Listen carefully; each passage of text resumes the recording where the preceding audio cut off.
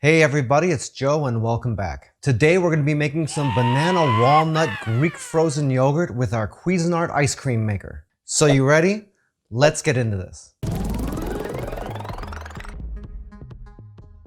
For our ingredients, we're going to need Greek yogurt, some crushed walnuts, some vanilla extract, some organic honey, and of course some ripe bananas. The first thing we're going to do is cut these bananas down into smaller, easier to work with portions. That's why you want to use really ripe bananas, because you don't want them to be too hard to work with. If you want to try out this recipe, all the ingredients and measurements are down in the description of the video, along with the calorie count, the protein, the carbohydrates, and the fat. To mash these up, you're either going to use a big spoon or a potato masher. We'll be using the potato masher here because it's a lot easier. So you're going to want to mash these up to get them nice and smooth. Remember, we're using the ice cream maker here, so it can't really chop anything up. So we want to get this really as smooth as we can here.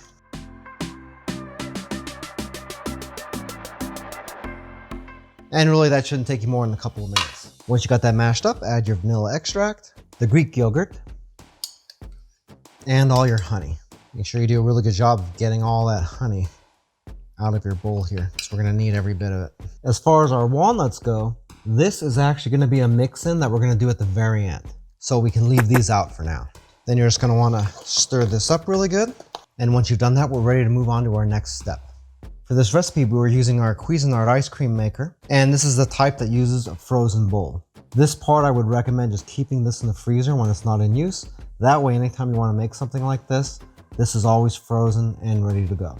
So we'll go ahead and remove this top, throw on our bowl, pour in our contents, and then we can go ahead and put this back together and start this thing up. And we're gonna let this thing run for about 15 to 20 minutes. By the way, if this is your first time here and you wanna learn some cool new recipes, get some great cooking tips and tricks and all sorts of other kitchen related things, then start now by subscribing to the channel and clicking the notification bell so you never miss a thing. And once that gets the consistency that you want, go ahead and throw in your walnuts, and then we can turn this off. Now we can just pull the lid, just like so. Give the contents just a little bit of an extra stir to make sure the walnuts are mixed in there really good, and then we'll be ready to serve. If you'd like to learn a little bit more about us, you can check out a couple more videos, or you can check us out online at joesphenomenal.com.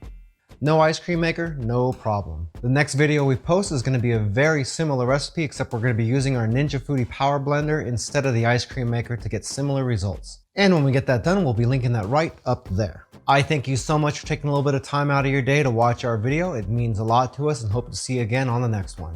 So until next time, I'm Joe, and I hope you have a phenomenal day. Take it easy.